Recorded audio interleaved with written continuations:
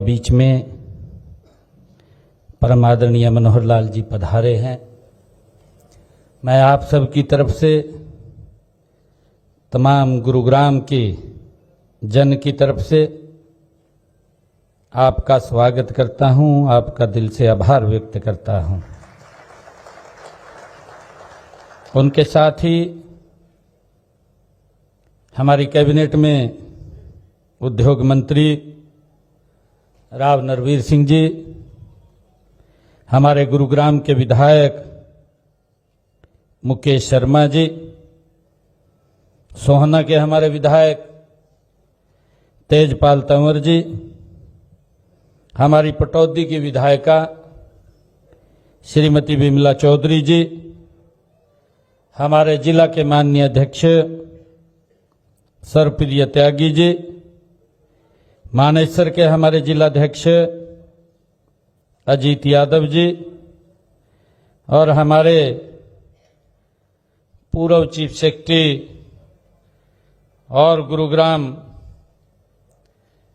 जो हमारा metropolitan city है उसके चेयरमैन डीएस देसी जी, हमारे चंद्रशेखर खरे जी आईएएस और सभी अधिकारीगण, उपस्थित गुरुग्राम के सभी महानुभाव, मातृशक्ति, आप सबको दोनों हाथ जोड़ करके राम राम करता हूं। मित्रों, आज विशेष दिन भी है और गुरुग्राम के साथ वो जुड़ा हुआ है। आज शिक्षक दिवस है, गुरु दिवस है और हम गुरुग्राम में शिक्षक दिवस के अवसर के ऊपर मेट्रो रेल परियोजना का आज भूमि पूजन किया है। ये हम सब के लिए गर्व की बात तो है और हमें इस जो गुरुग्राम जो कभी एक छोटा सा कस्बा होता था, आज भारत का ये आईटी और औद्योगिक रूप में उभर करके ये दुनिया के मानचित्र के ऊपर आया है। लेकिन तेजी से बढ़ते हुए इस शहर को हमेशा एक सशक्त और आधुनिक परिवहन की आवश्यकता थी। मेट्रो रेल का यह सपना यह केवल ईंट पत्थर का प्रोजेक्ट नहीं, बल्कि यह हमारे शहर की आर्थिक प्रगति, पर्यावरण की सुरक्षा और नागरिक सुविधाओं से जुड़ा हुआ ये हमारा संकल्प है। मैं आदरणीय मनोहर लाल जी का दिल से धन्यवाद भी करता हूं, जिन्होंने इस सपने को देखा और आज इसको मूर्त रूप देने का काम हमारे गुरुग्राम की इस पवित्र भूमि के ऊपर किया है। आज उसका भूमि पूजन किया है। मैं इसके लिए आप सबका दिल से आभार करता हूं और आदरणीय मनोहर लाल जी का मैं दिल से धन्यवाद करता हूं कि आज उस सपने को आदरणीय मनोहर लाल जी पंख लगाने के लिए हमारे बीच में आए हैं। ये मेट्रो रेल सिर्फ दूरी कम नहीं करेगी, ये मेट्रो रेल दिलों को भी करीब लाने का काम करेगी। मुझे खुशी है कि जो लोग रोजाना घंटों जाम में फंसे रहते थे और उनका समय वो गंवाते रहते थे, अब उस समय को वो अपने परिवार के साथ व्यतीत कर पाएंगे। आज वो समय उनका बचेगा और जो पोल्यूशन है उस पोल्यूशन से भी एक बड़ी राहत वो मिलेगी। मुझे ये खुशी है कि पोल्यूशन से तो मुक्ति दिलाने के लिए ये ग्रीन एक भविष्य बनाने की दिशा में एक बड़ा कदम है, क्योंकि इतनी ज्यादा ट्रैफिक, गाड़ियां, बसेस, बाहर से जो गाड़ियां आती हैं कितना पोल्यूशन करते हैं। परंतु अब अगर हमें अपने ऑफिस में भी जाना होता है तब भी हम अपनी गाड़ी का उपयोग करते हैं, परंतु मेट्रो के आने से हमारा रास्ता भी सुलभ होगा, हमारा रास्ता भी सरल होगा और पोल्यूशन भी कम होगा। मैं इसके लिए आप सबका आभार व्यक्त करता हूं। मुझे खुशी है कि इस मेट्रो के लाभ हर नागरिक की जिंदगी में महसूस होंगे। ये मुझे खुशी है।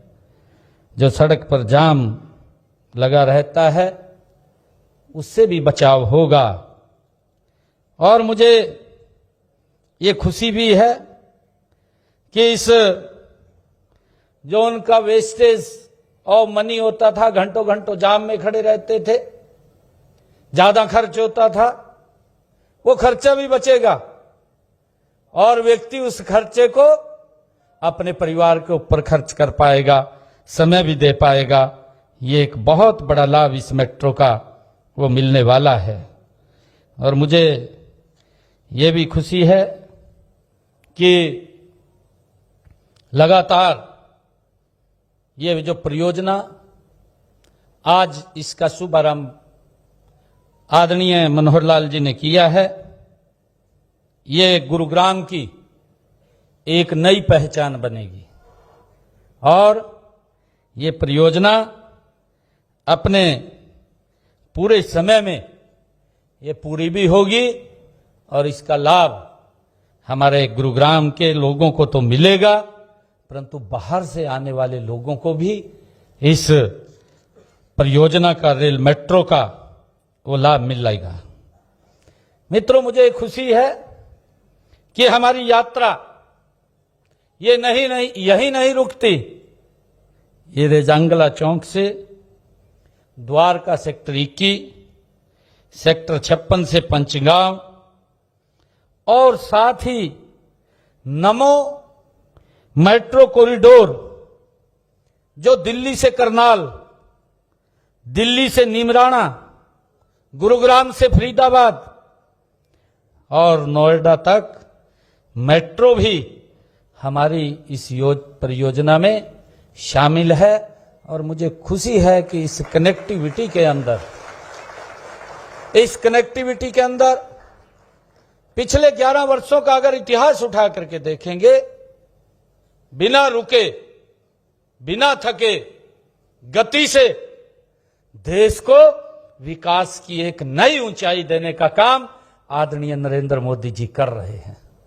मुझे ये खुशी है बताते हुए कि एयरपोर्ट से, जब गुरुग्राम से एयरपोर्ट जाना होता था या एयरपोर्ट से हमें हरियाणा की तरफ सोनीपत, पानीपत या अंबाला की तरफ, पंजाब की तरफ जाना होता था, 2014 से पहले हम 4-4 घंटे, 5-5 घंटे दिल्ली के अंदर फंसे रहते थे। और यहां पर भी आप देख रहे थे स्थितियां कितनी गंभीर थी। कई बार उस जाम के अंदर हम भी फंसे हैं।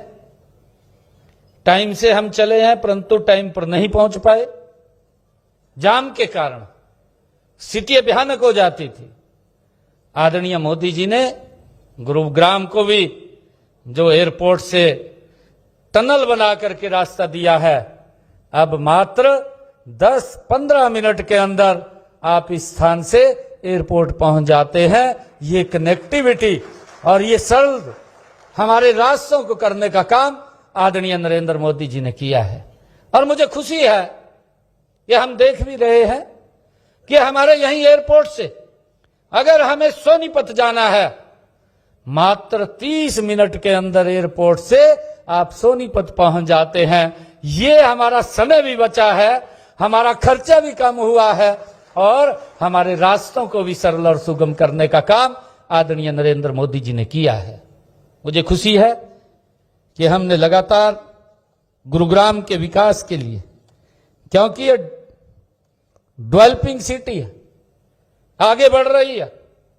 पिछले 11 वर्षों से हम देख रहे हैं किस गति से गुरुग्राम का विकास हुआ है, परंतु हम ये भी देखते हैं कि हमारे कुछ विपक्षी साथी इस प्रकार की वो भाषा बोलते रहते हैं।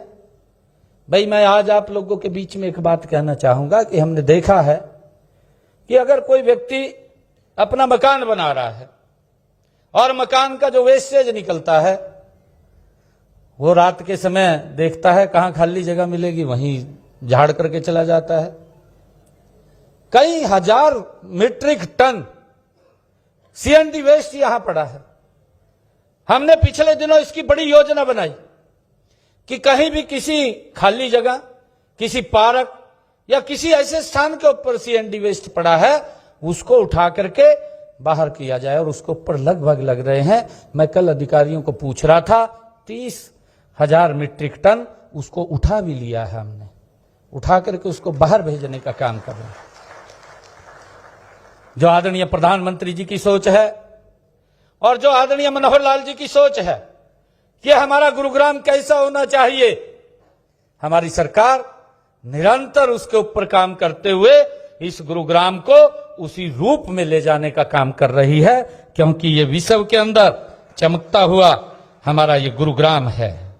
मुझे खुशी है कि हमने यहां पर इसके विकास के लिए निरंतर बजट भी हम खर्च कर रहे हैं, कोई कमी नहीं बजट के लिए छोड़ रहे हैं, और लगातार जो जो सुविधाएं यहां पर आवश्यकताएं उनकी हैं उनको पूरा करने का काम हम निरंतर कर रहे हैं।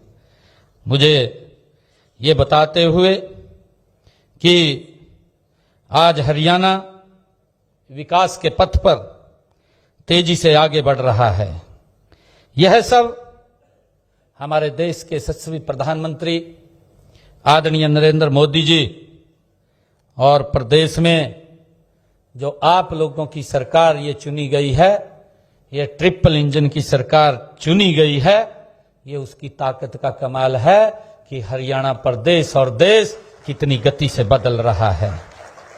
और मैं आप लोगों को भी ये विश्वास दिलाता हूं कि हम गुरुग्राम, चाहे विधानसभा क्षेत्र हो या गुरुग्राम शहर हो, हम इसके विकास में भी 3 गुना गति से हमारी सरकार काम कर रही है, इसको हम कम नहीं होने देंगे।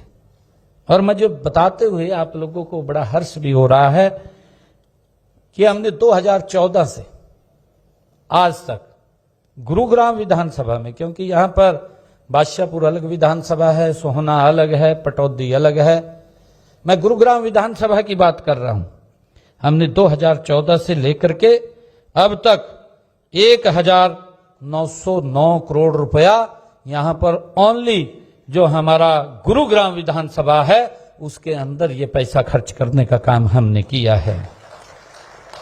और हमारी जितनी परियोजनाएं वो चल रही थी, उन परियोजनाओं को भी हमने, जितनी अनाउंसमेंट हुई थी, उनको पूरा करने का काम हमारी सरकार कर रही है। और मुझे खुशी है कि हमने पिछले दिनों में जब आया था 16 जुलाई को गुरुग्राम में, हमने 13 परियोजनाओं के उद्घाटन और शिलान्यास किए थे, जिनकी लागत 209 करोड़ रुपया थी। मित्रों, पिछले 10.5 वर्षों में गुरुग्राम विधानसभा क्षेत्र में हमने जो 67 घोषणाएं की थी, उनकी 39 घोषणाएं तो पूर्ण हो चुकी हैं और 11 के ऊपर गति से काम चल रहा है। मित्रों, हमारी सरकार अपने तीसरे कार्यकाल के प्रदेश के सर्वांगीण विकास के लिए और भी अनेक ठोस कदम उठा रही है, ताकि लोगों को जो सुविधाएं, सरकार या आमजन को जो समस्याएं हैं, उनका निराकरण हो, उनका लाभ मिले। हम लगातार प्रदेश को सबका साथ, सबका विकास और सबका प्रयास, सबके विश्वास के साथ इसको आगे बढ़ाने का काम कर रहे हैं। मैं आज आदरणीय मनोहर लाल जी का पुनः बहुत बहुत धन्यवाद करता हूं कि आज आप यहाँ आए हैं और आपने एक हमारे गुरुग्राम के विकास की नए पंखों को इसमें जोड़ा है। मैं आपका दिल से आभार व्यक्त करता हूं, आपका दिल से धन्यवाद करता हूं कि हमारा गुरुग्राम ये और गति से आगे बढ़ेगा। हमारा लक्ष्य है कि पूरे हरियाणा को संतुलित विकास, चाहे वह शहर हो या गांव हो। मैं आपको भी विश्वास दिलाता हूं कि हमारी सरकार गुरुग्राम के विकास में भी कोई कोर कसर नहीं छोड़ेगी। हम गुरुग्राम को देश का सबसे विकसित नगर बनाने के लिए निरंतर हमारी सरकार काम कर रही है। मैं एक बार फिर आपका और आप सबका दिल से धन्यवाद करता हूं कि आप इतनी बड़ी संख्या में यहां पधारे हैं। इन्हीं शब्दों के साथ जय हिंद, जय भारत, जय भारत मां।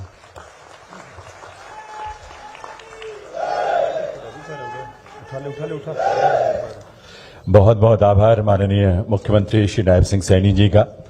ये प्रदेश उनके नेतृत्व में नित्य नई प्रगति के आयाम स्थापित कर रहा है, इसके लिए हृदय से आभार प्रदेशवासियों की तरफ से। दिव्य सज्जनों, शिक्षक दिवस हम मनाते हैं उन शिक्षकों के प्रति कृतज्ञता का भाव व्यक्त करने के लिए जो पाठशालाओं में, जो शिक्षण संस्थानों में हमें औपचारिक शिक्षा देते हैं। लेकिन उससे भी बड़ी एक पाठशाला है, जीवन की पाठशाला।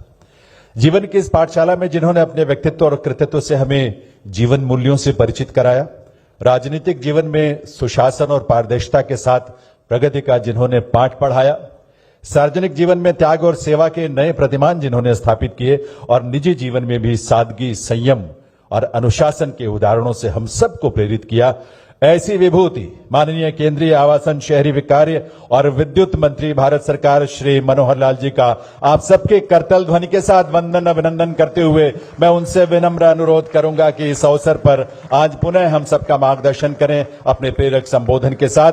माननीय श्री मनोहर लाल जी। सुंदर अवसर, युवाओं की ऊर्जा,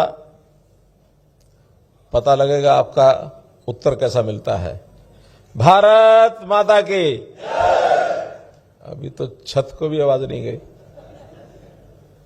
भारत माता की, भारत माता की।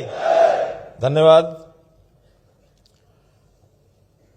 आज जैसा हमको सबको ज्ञात हुआ कि 5 सितंबर, जिसको हम देश में शिक्षक दिवस इस नाते से मनाते हैं, गुरुग्राम से ज्यादा अच्छा कोई और स्थान नहीं हो सकता कि आज हम अपने अपने शिक्षक को गुरु द्रोणाचार्य जी के माध्यम से याद करें। ये धरती गुरु द्रोणाचार्य जी की है और आज का अवसर ये अपने आप में एक अद्भुत अनूठा अवसर है।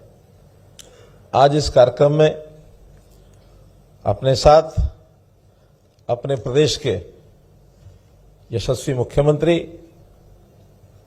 भाई श्री नायब सिंह सैनी जी, मंच पर उपस्थित हरियाणा प्रदेश के मंत्री राव नरवीर सिंह जी, हमारे विधायक भाई मुकेश शर्मा जी, भाई तेजपाल सिंह जी, बहन बिमला जी, जिलाध्यक्ष भाई सर्वप्रिय त्यागी जी, भाई अजीत यादव जी, उपस्थित सभी जिला के प्रशासन और सभी हमारे गणमान्य बंधुओं, भाइयों बहनों, सबसे पहले तो आज के इस अवसर पर मैं गुरुग्राम वासियों को बहुत बहुत बधाई और बहुत बहुत शुभकामना देना चाहता हूं।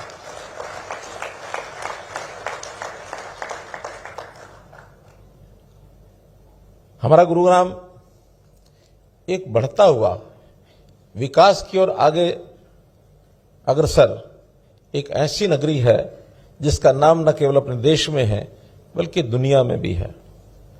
यहां 400 जिनको फॉर्च्यून कंपनीज कहते हैं, उनके कार्यालय यहां पर हैं। बहुत विदेशों से लोग यहाँ आते हैं। एक औद्योगिक नगरी है, व्यवसाय की नगरी है, दुनिया का व्यापार यहां से चलता है। सिलिकॉन सिटी इसको कहा जाता है, आईटी का ये हब है। और इसका कारण मुख्य रूप से, अब ये कई कारण गिनाए जा सकते हैं कि गुरुग्राम का विकास ऐसे कैसे हुआ, कितना हुआ, क्यों हुआ, बाकी शहरों के मुकाबले में ज्यादा हुआ। उद्योग यहां है, लेकिन उद्योग तो यहां से पहले फरीदाबाद में और ज्यादा था। मैंने गुरुग्राम भी उस समय देखा है, पुराना गुरुग्राम, और फरीदाबाद भी देखा है।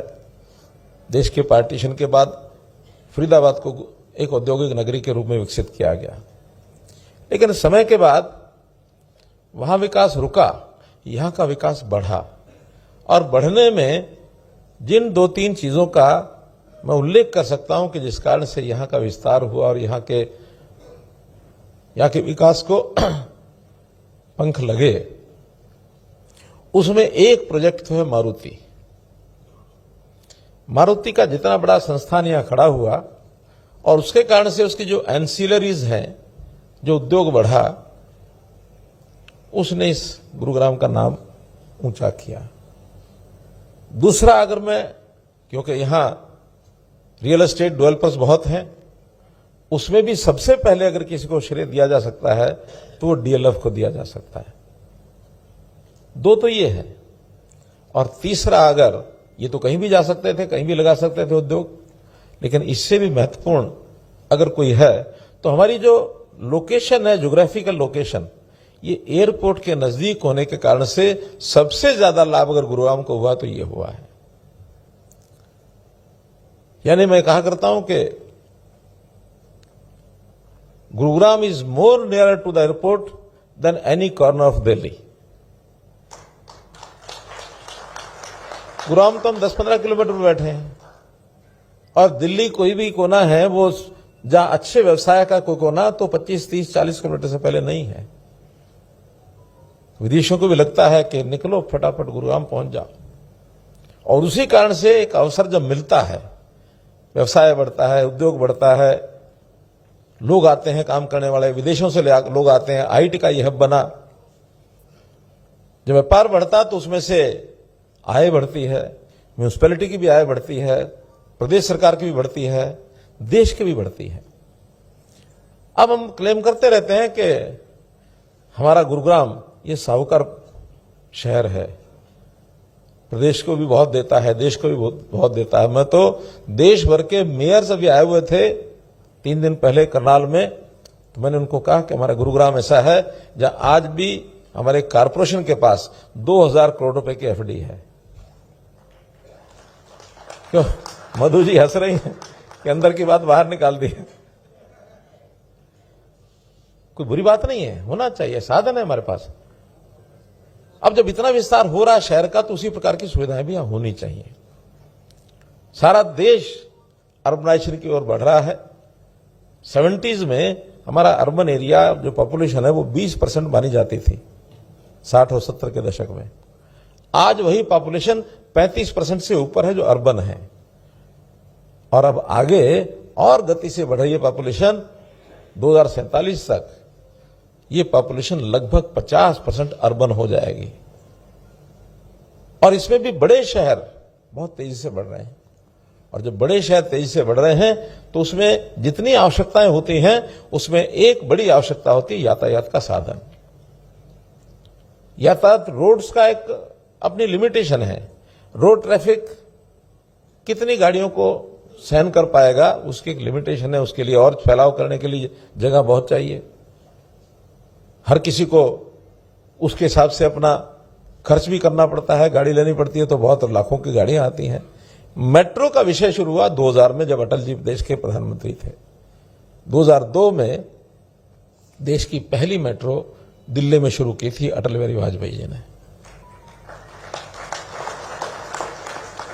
उसका विस्तार बहुत तेज गति से नहीं हो पाया। 2014 तक, जहां तक आंकड़ों की बात है, देश भर के अंदर मात्र 5 शहरों में 248 किलोमीटर की मेट्रो हो पाई थी। मुंबई है, उसमें दिल्ली है, बेंगलोर है, चेन्नई तो बाद में शुरू हुआ, लेकिन कुल मिला के 5 शहरों में 248 किलोमीटर। मोदी जी ने इस पर ध्यान दिया, उनका कि ये बहुत बड़ा साधन है, हम अपने शहरी नागरिकों को सुविधा दें, यातायात का साधन बहुत जल्दी हमको शुरू करना चाहिए, मेट्रो का विस्तार तेजी से करें।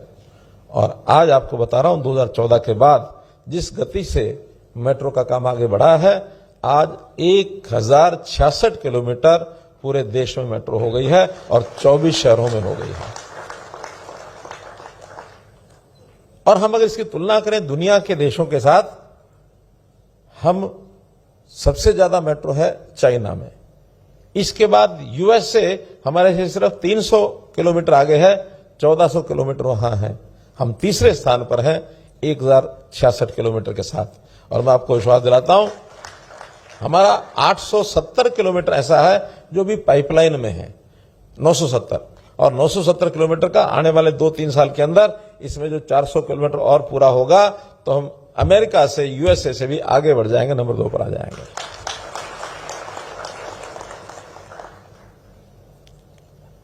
जैसा मुख्यमंत्री जी ने बताया कि मेट्रो अपने आप में एक 1.5-2 किलोमीटर, 1 किलोमीटर इसके अंदर अंदर जो स्टेशन होते हैं उसके लिए, घना जो आबादी है शहर की उसके लिए है।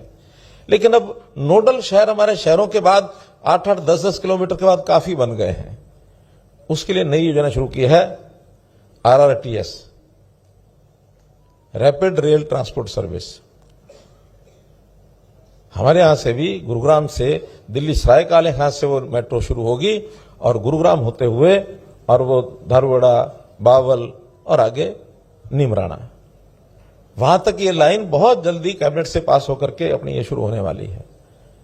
इसमें हर 8 किलोमीटर के बाद स्टेशन होंगे, वो भी ताकि शुरू से आखिर तक वो 1-1.5 घंटे में पहुंच जाए। और उसी RRTS में से ही एक और उसकी ब्रांच जो फरीदाबाद और जेवर मेट्रो तक वो जाएगी, वो भी इसी का हिस्सा है। ये जो मेट्रो है आज जिसका शिलान्यास हुआ है, इसकी लंबाई 28.5 किलोमीटर है, लगभग 5,600 करोड़ रुपए इस पर लागत आने वाली है। और इसमें भी एक छोटा हिस्सा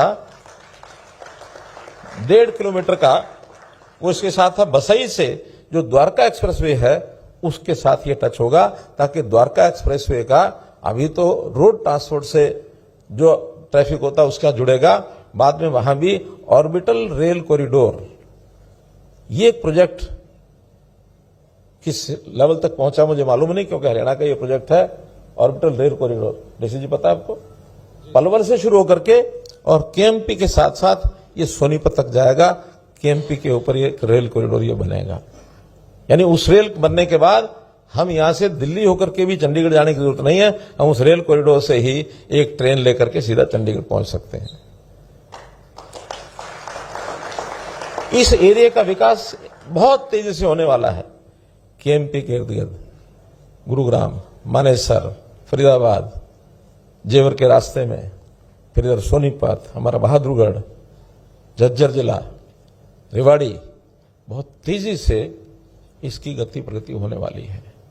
और ये इसलिए संभव हो पाई है कि हमारी हरियाणा सरकार की जो पॉलिसीज हैं, हमने हर किसी के समस्या का ध्यान करते हुए समाधान करने की नई नई पॉलिसीज बहुत बनाई। जहां किसी की भी कठिनाई है, होम बायर्स की कठिनाई है, तो इसके लिए पॉलिसी बनाई। अब दीनदयाल की जो हमारी योजना बनी है, सारे देश में सराही जा रही है कि आपने दीनदयाल की योजना बनाई है, हरियाणा में बहुत पिकअप कर गई है। ऐसे ही डेवलपर्स की बहुत कठिनाइयां थी, बीच में कोविड आ गया, इनके ऊपर बड़े बड़े इंटरेस्ट खड़े हो गए, बैंक वालों ने परेशान करना शुरू किया, प्रोजेक्ट रुक गए। हमने उनकी भी सहायता की, उनको टाइम के लिए जो छूट देनी थी वो छूट दी, ब्याज की छूट देनी थी वो छूट दी, ताकि बिजनेस तो दोनों तरीके से चलता है। इसलिए उनकी भी हर छोटी बड़ी बात, और आज चूंकि मेरे पास केंद्र का अर्बन डेवलपमेंट का जो काम है, सब लोग आते हैं कि हरियाणा की पॉलिसीज लागू करो। एक बड़ा विचित्र, मुझे भी पहले अनुमान नहीं था, जब ये केंद्र की सरकार बनी तीसरी बार मोदी जी की, तो उसके 6 महीने बाद पता लगा कि जिस दिन तीसरी बार मोदी जी की सरकार बनी है और आपको अर्बन डेवलपमेंट का दायित्व मिला है, उस दिन दिल्ली की जमीनें 1 करोड़ रुपए एकड़ बढ़ गई। ऐसी क्या खास बात थी कि इसलिए कि हरियाणा की जो पॉलिसीज हैं वो दिल्ली में लागू हो जाएंगी। दिल्ली मेस बना हुआ था केजरीवाल के टाइम पर, कोई नई पॉलिसी नहीं, कोई डेवलपमेंट नहीं, कोई नया, यानी आबादी के नाते से भी कितना भयंकर मामला था। हमने तो यहां 2000 कॉलोनियां रेगुलराइज कर दी, उनकी 1600 कॉलोनियां यानी 2016 से 1670 कॉलोनियां रेगुलर नहीं हुई हैं, क्योंकि दिल्ली वाले हाथ आगे बढ़ाते नहीं हैं। लेकिन अब चूंकि केंद्र सरकार भी अपनी है, प्रदेश सरकार भी अपनी है, और नीचे म्यूनिसिपैलिटीज भी, एनडीएमसी और एमसीडी, सब जगह अपना काम है, तो हम एक एक चीज को आगे बढ़ा रहे हैं। वहां मैं दिल्ली की बात इसलिए बता रहा हूं कि हमें भी दिल्ली का एक असर पड़ता है, दिल्ली के साथ हमारा एक जुड़ाव है। दिल्ली ट्रैफिक आना जाना, मेट्रो की जो बात हो रही है, ये मेट्रो क्योंकि पालम स्थान जो रेजांगला का जो चौक है, वहां से ये साइबर सिटी तक जाएगी, और साइबर सिटी का जो पहले से रैपिड मेट्रो है उसके साथ जुड़ जाएगी, ताकि रैपिड मेट्रो का भी जो गोल चक्र है वो इसके साथ जुड़े। कहीं भी किसी को भी जाना है तो कहीं पहुंच सकता है। और दिल्ली की जो लाइन है, जब दिल्ली मिलेनियम सिटी सेंटर से जुड़ करके और जहांगीरपुरी तक ये जाती है, दिल्ली की सबसे लंबी लाइन ये हो जाएगी। सबसे ज्यादा फुटफॉल इस लाइन पर होगा, सबसे ज्यादा। और इसी विस्तार में एक बात और, जो रेजांगला चौक है, वहां से एक पर इसका दिल्ली के साथ एयरपोर्ट की जो लाइन है उसके साथ जोड़ा जाएगा, यशोभूमि के साइड से। और बड़ा एक विषय जो इस रोड का ट्रैफिक को कम करने वाला इसके साथ होगा कि जो पश्चिमी दिल्ली का रोड ट्रैफिक है, जो पश्चिमी दिल्ली से लोग आते हैं, सभी वाया धोला को आते हैं और कोई रोड नहीं है। लेकिन जब ये मेट्रो शुरू होगी तो लोग इस मेट्रो का उपयोग करेंगे। यहां से मानो द्वारका है, द्वारका के बाद रजौरी गार्डन है, तिलक नगर है, आपका जितना भी पश्चिमी दिल्ली का एरिया है, मोती नगर और सब, ये तो सब उस मेट्रो का सारा लेकर के गुड़गांव में, और गुड़गांव से उधर जाने वाले लोग इसका उपयोग करेंगे। मुझे लगता है कि इसका जैसे इसका हमको फल मिलेगा, बहुत जल्दी ये डिमांड आएगी कि इस लाइन के ऊपर और नई रेलवे लाइन बनाओ और नई मेट्रो शुरू करो। आने वाला ही है। लेकिन आप चिंता मत करें, मेट्रो की जितनी भी जरूरत पड़ेगी अर्बन डेवलपमेंट मिनिस्टर उसको पूरी करेगा।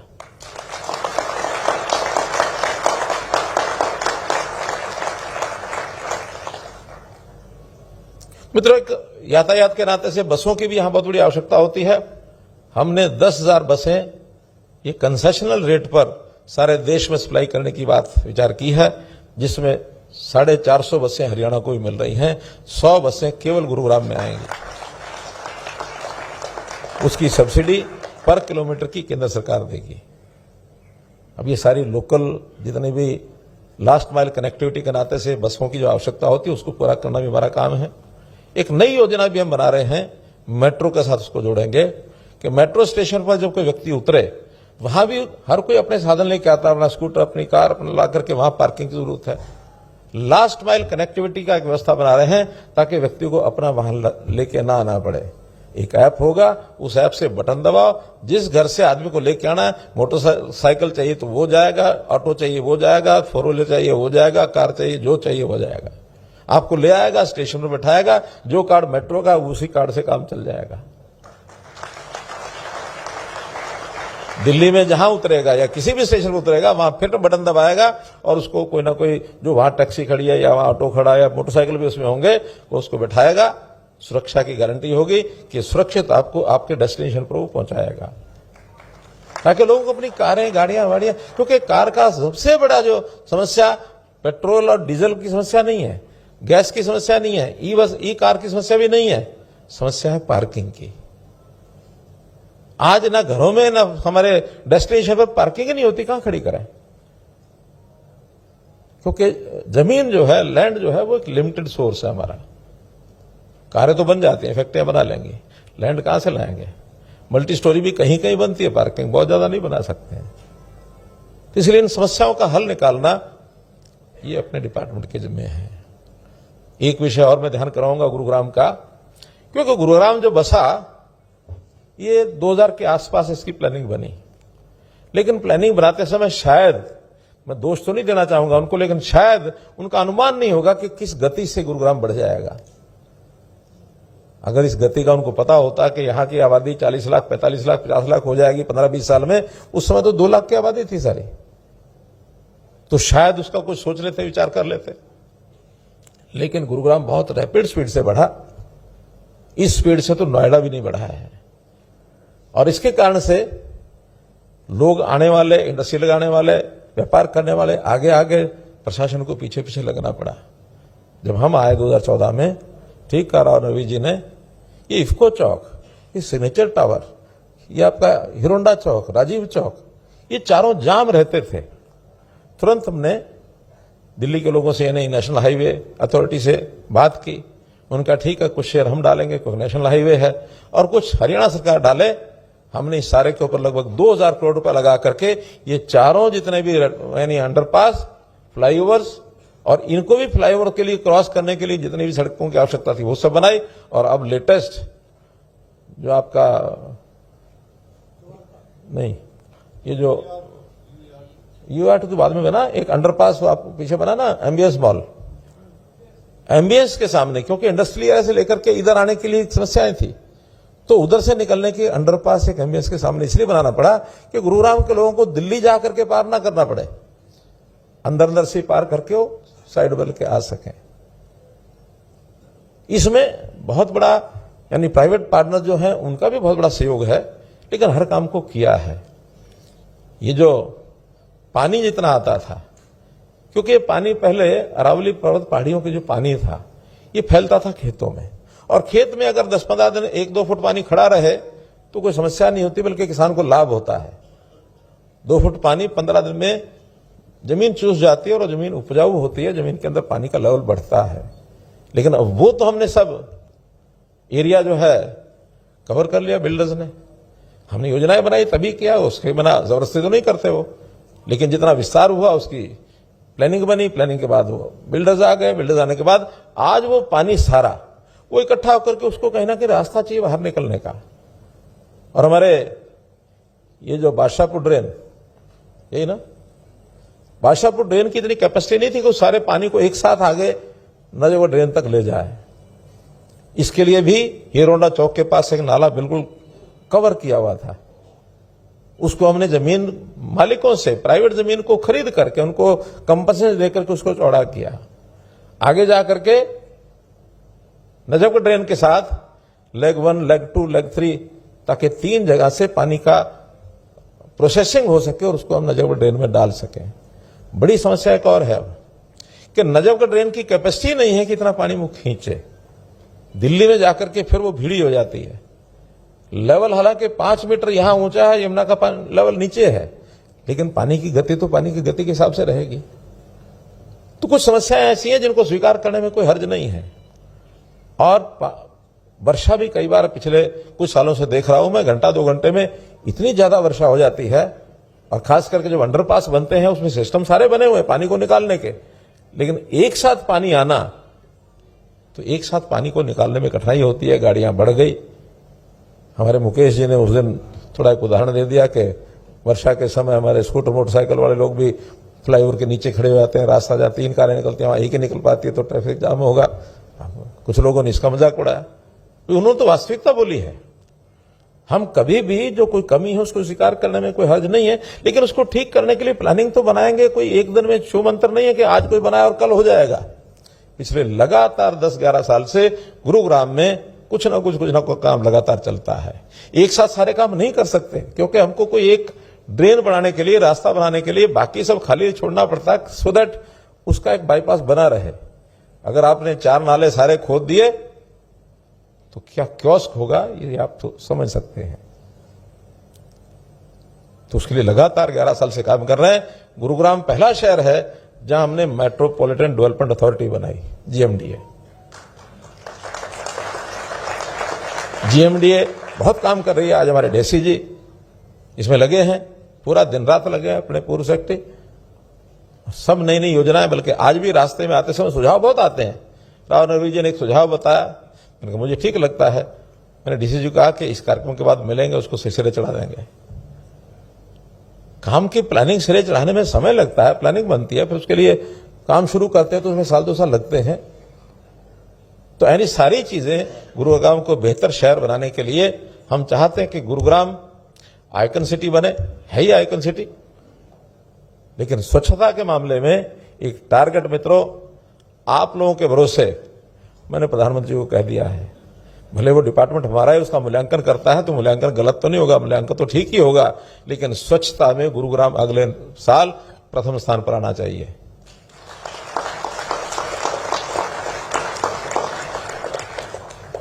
ये आपके भरोसे हमने कहा है ये चैलेंज मंजूर है ना? हाँ, तो इसमें सफाई अभियान की मेट्रो, जिसमें लोग जो है ना सफाई अभियान करते चले जाएं और मेट्रो का रूप ले ले, वो बहुत अच्छा। तो कुल मिलाकर हम सब नागरिकों को, सरकार अपने काम करेगी, कॉर्पोरेशन अपना काम करेगा, लेकिन अपने स्वभाव में सब चीजें नहीं तो कम से कम स्वच्छता को अपने स्वभाव में लेके आओ। और इसके लिए जन समूह को, एनजीओज को, धार्मिक सामाजिक संस्थाओं को, सबको साथ लेना पड़ेगा। हमारे बहुत से पीएसयूज हैं जो यहाँ गुरुग्राम में जिनके ऑफिस हैं, मैं उनको भी कहूंगा कि इसके अंदर सहभागी बने।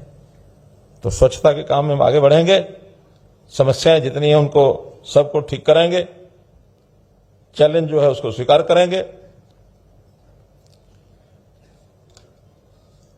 एक चीज और जो है, एक पॉलिसी पहले से है, पहले तो टीओडी, ट्रांजिट ओरिएंटेड डेवलपमेंट, अर्थात जो मेट्रोज हैं या नेशनल हाईवेज हैं उनके 500 मीटर के अंदर विड्थ में मल्टी स्टोरी बिल्डिंग्स, ये डेवलपर्स को हमने कहा है।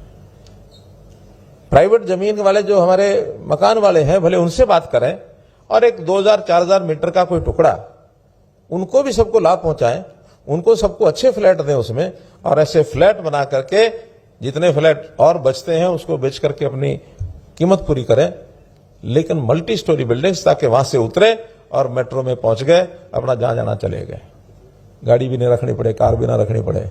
बल्कि हमने तो ये कहा कि उसका टॉप जो है ना, या 4-5 मंजिल के ऊपर भी एक रास्ता मेट्रो स्टेशन पर दे दो, ऊपर वहीं से आए वहीं मेट्रो चले जाए, नीचे में उतरे ही नहीं।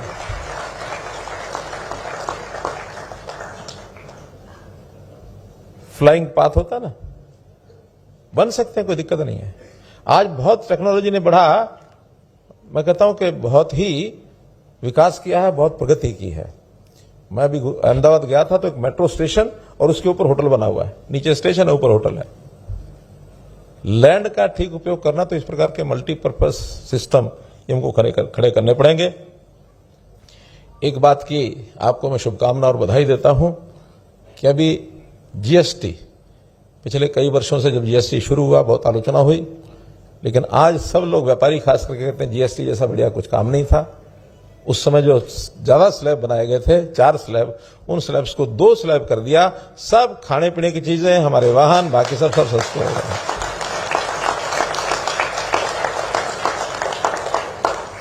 खाने पीने की सब चीजें जो चाहे वो 12% पर थे, 18% थे, सबको 5% पर ले आए।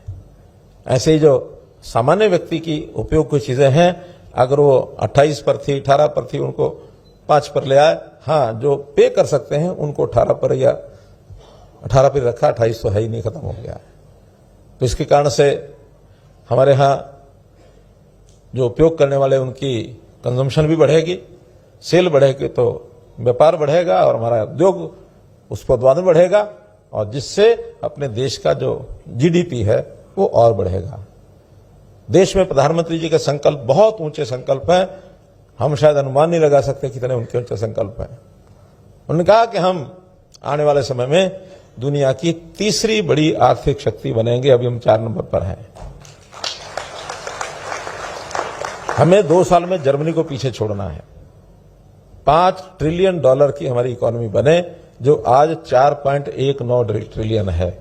आने वाले 2 साल में जिस गति से, इस बार कितना ही हमको बहुत प्रेशर है दुनिया के, ये करो ये ना करो, उन सब के बावजूद भी हमारे यहाँ जो प्रगति हुई है, हमारे इंक्रीज जीडीपी की 7.8% जो हुई है, हाईएस्ट इन द वर्ल्ड। 7.8 किसी की नहीं है।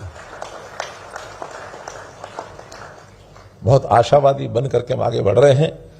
दुनिया में हम कहीं ना किसी स्थान पर जब पहुंचेंगे तो हमारा सीना चौड़ा होगा। एक विषय पर और ध्यान कराऊंगा, जो गुरुग्राम के लोग भुगतभोगी हो गए हैं, यहां पर एक अभियान चलाया कि घुसपैठियों को बाहर निकालो। जिस दिन ये घुसपैठियों को बाहर निकालने की बात आई तो जहां इंडस्ट्री में थे वहां भाग गए, जहां कोई छोटा मोटा अपना रेडी पान लगाते थे वहां से भाग गए, और सबसे बड़ा जो हमारे ठेकेदार थे, जो मजदूरी करवाते थे, मजदूर जहां बांग्लादेशी घुसपैठिए थे वो छोड़ के भाग गए, जिसके कारण से एक बार हलचल हुई। तो यही सबसे बड़ा, ये जो हमारी यहां बदनामी हुई ना गंदगी की, ये सबसे बड़ा कारण वो था।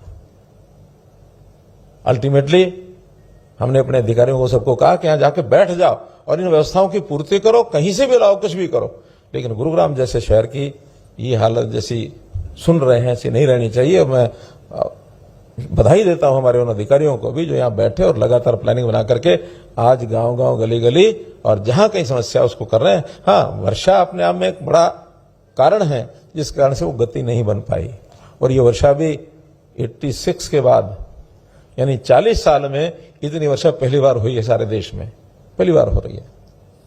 सब तरफ बाढ़ आई है, पानी भर रहा है, सब कुछ है, लेकिन ऐसी व्यवस्थाओं में से हमको कोई ना कोई कंप्रोमाइज करके, मेहनत करके रास्ते को बनाने पड़ेंगे, बाहर निकलना पड़ेगा। तो ये कारण था। अब उस विषय को लेकर के आज देश में जो एक बावेला मचाया है हमारे विपक्ष के नेताओं ने, वोट चोरी। मैं ये कहता हूं कि वोट चोरी अगर की है, क्योंकि हम तो शुद्धिकरण कर रहे हैं उस वोटर लिस्ट का, और जब वोटर लिस्ट का शुद्धिकरण कर रहे हैं तो इसमें तो उनको हमारा सहयोग करना चाहिए था, हमें धन्यवाद देना चाहिए था कि आप ये बड़ा काम कर रहे हो। इसको अगर चिल्ला रहे हैं, उसके ऊपर बहुत शोर मचा रहे हैं, इसका मतलब ये है कि जो गलत वोट बने हुए हैं ये आपको नुकसान हो रहा है, आपने कहीं ना कहीं चोरी की है, तब इसका विरोध कर रहे हो। वरना कारण क्या है? कारण क्या है? कहते ना, चोर मचाए शोर। सुनिए ना कहावत, चोर की दाढ़ी में तिनका, उल्टा चोर कोतवाल को डांटे। यानी हम तो कोई काम ठीक करने के लिए निकले हैं, और पहली बार नहीं, ये हर 20 साल बाद होता है। 2004-5 में भी हुआ था ये, अभी 25 में हो रहा है। मैं आपको आज बता रहा हूं, 20 साल बाद चुनाव आयोग 2047 के आसपास फिर कराएगा ये, तो इसमें शोर मचाने की क्या बात है? हम अपने देश को सुरक्षित करने के लिए यहां कोई घुसपैठिया हमारे देश में वोट डाल करके शासन की व्यवस्था को कंट्रोल करेगा या इसको डेविएट करेगा, ये मित्रों नहीं होने देंगे, नहीं होने देंगे। तो इस प्रकार इसमें किसी के बहकावे में नहीं आना है, और हमको एक ठीक दिशा में काम करने के लिए लोगों को जानकारी देनी है, बताना है। बातें बहुत है करने की, लेकिन आज जब मेरे पास कार्यक्रम आया था तो मैं बताऊंगा नहीं कि कितने मिनट मेरे उन्होंने लिखे थे। डीसी साहब को मैंने कहा ये क्या किया? कह लगा मैं तो लिखना था, लिख दिया, आप जितना मर्जी बोल लेना, लास्ट में बोलने वाला लगता हो। मैं कहा नहीं, मैं अगर उस पर अटक गया तो आपकी सारा सिस्टम बिगड़ जाएगा। तो इन्होंने सारे वक्ताओं का समय कितना लिखा था? 5-5 मिनट बता रहे हो। खैर, आपने सुना, समर्थन दिया, आपका बहुत बहुत धन्यवाद, बहुत बहुत आभार। बहुत बहुत आभार माननीय मनोहर लाल जी का। उनके, आप प्लीज बैठे रहें, सभी आप बैठे रहें। गर्व का दिन है, गौरव का दिन है। आज